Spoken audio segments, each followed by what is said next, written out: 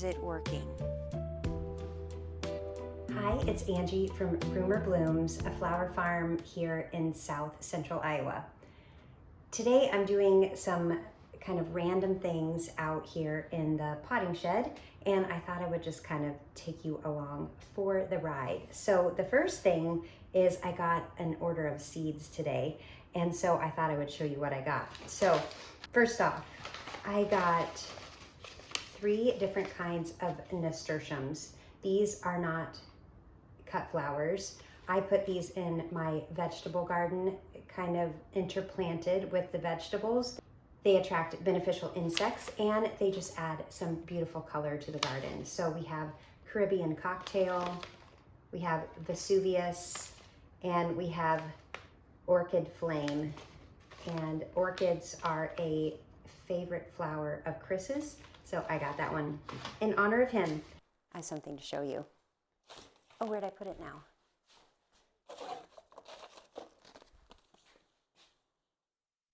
Oh, look at that thing. Orchid flame. Oh, wow. I got that. That looks fantastic. Just because I thought you would like the name. I do like that. Huh? Nasturtium. Nasturtium. Nasturtium. Oh. This is one I am using in one of the beds this summer for cut flowers, and it is Chinese forget-me-not.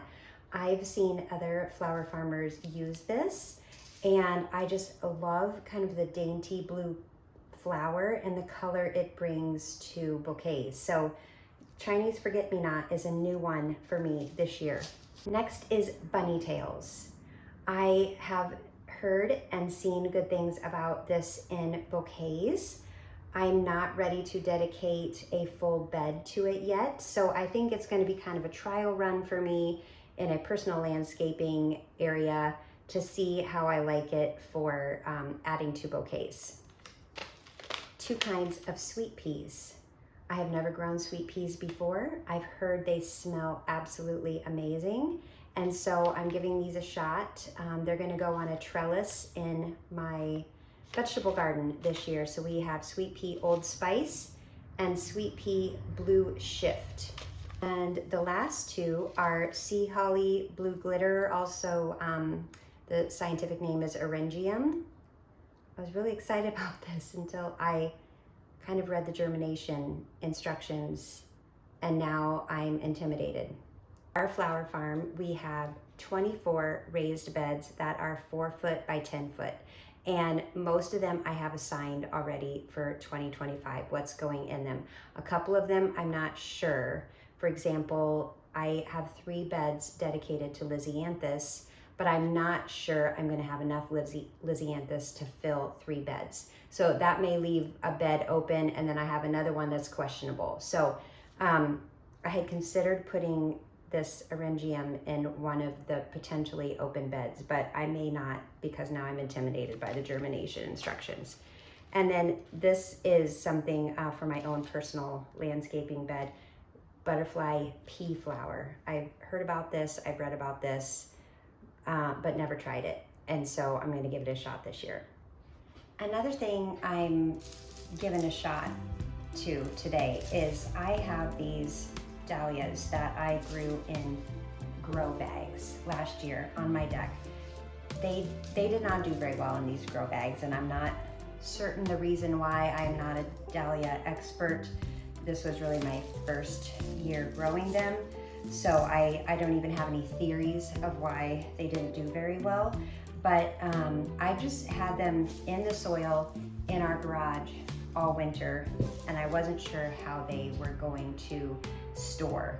They have to be kind of at a certain temperature and a certain like medium and whatever, and I didn't have the energy to really invest in the proper way to store them. So I just threw them in our garage in the soil, and guess what? They did fine. It even got down to like 20 degrees in the garage, and they didn't freeze.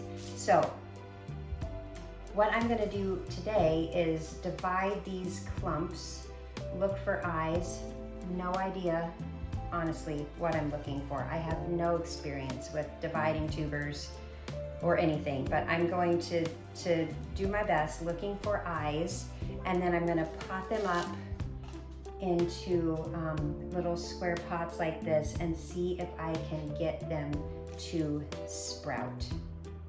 So that it's a 100% a trial for me. I have no experience with this, but I love trying things out, and that's the fun of gardening, is experimenting. So this is all going to be an experiment.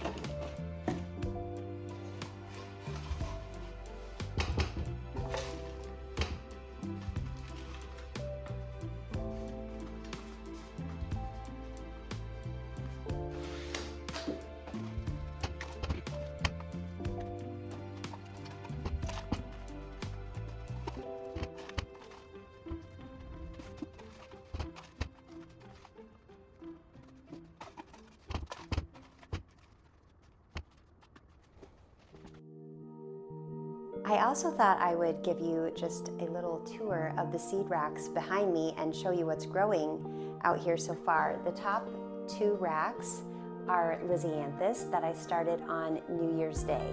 Lisianthus has a long growing season, so I usually start it in middle of December, early January, and then it doesn't bloom until the late July, early August time frame. So it really is a labor of love. It is an investment of time and energy, but usually in December, January, I'm itching to get some seeds started, so it's a good excuse to start some seeds and babysit them for a few months. But I'll show you a couple of trays that are looking really good.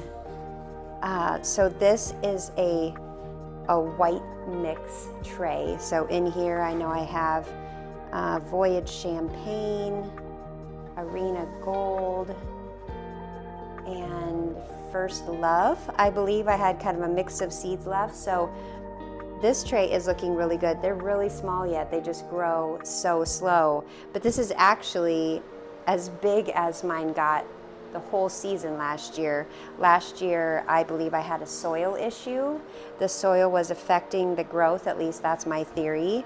And so this year I used some homemade seed starting mix that I mixed up myself, and so far it's doing a great job. So this is a white mix.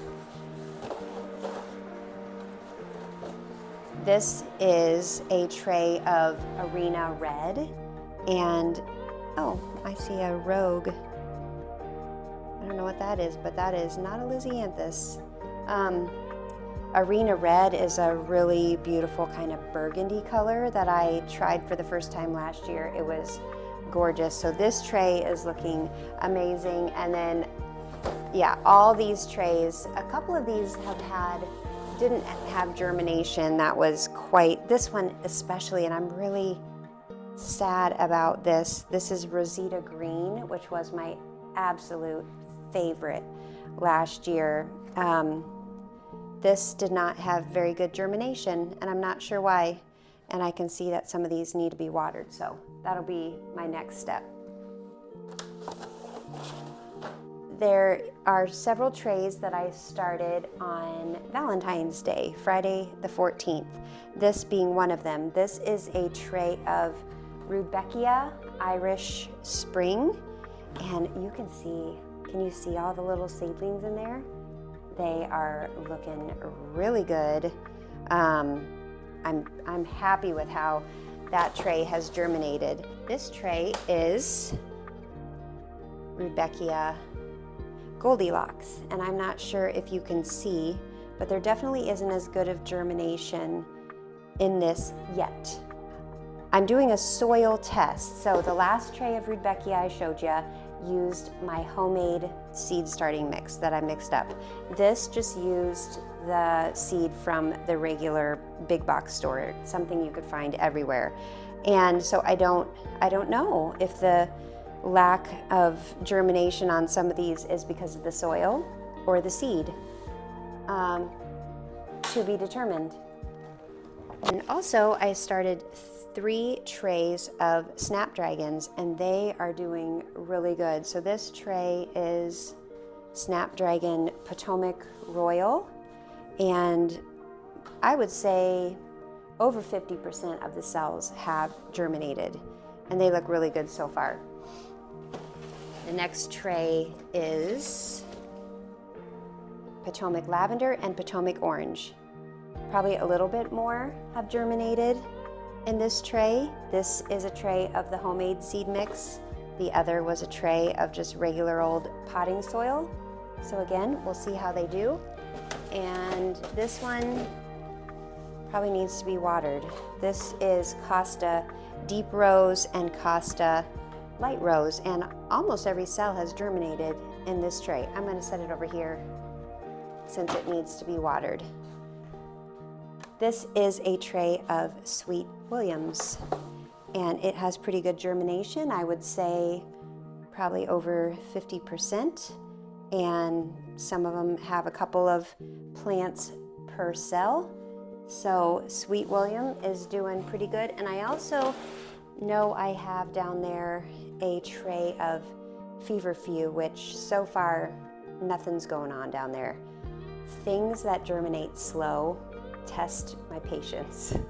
I like things that germinate fast, sort of like instant gratification. So things that take a long time to germinate always make me wonder, are you actually going to come up or are you not? So we will see about the Feverfew. Now I have several trays I have to water. So I kind of just like the relaxing process of watering all the trays. So we're going to get everything a good drink.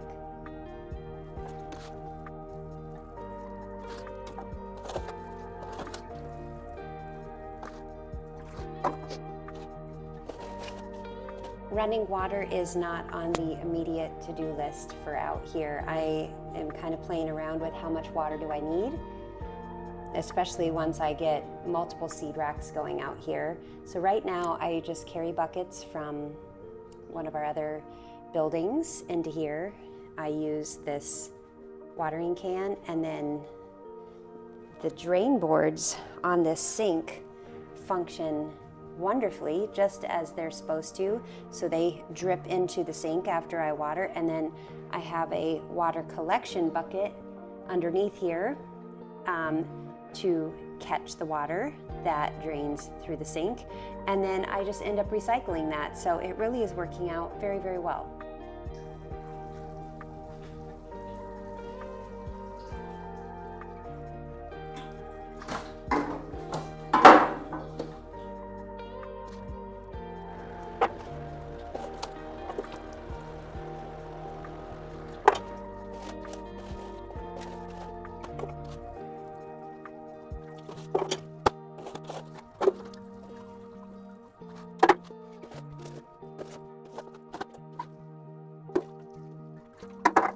And then a couple of the other things I have started that aren't necessarily to plant in the flower farm, more for my own personal use.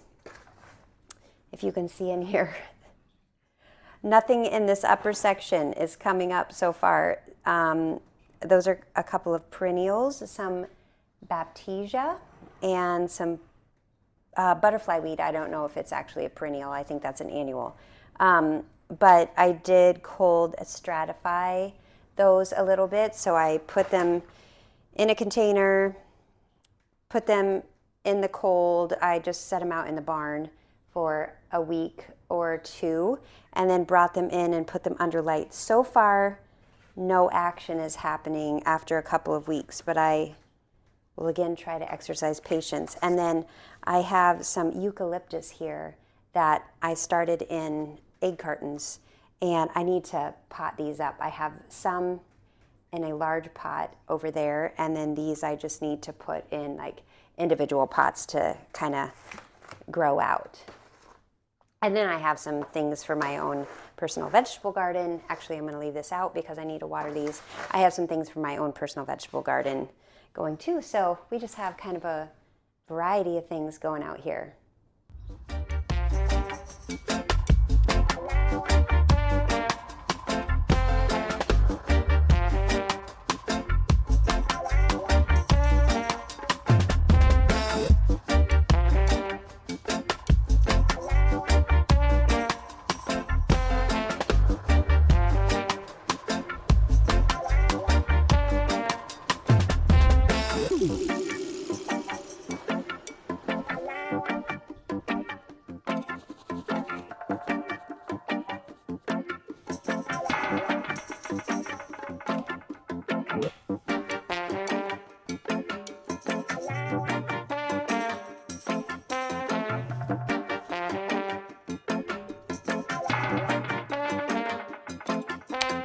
Bye.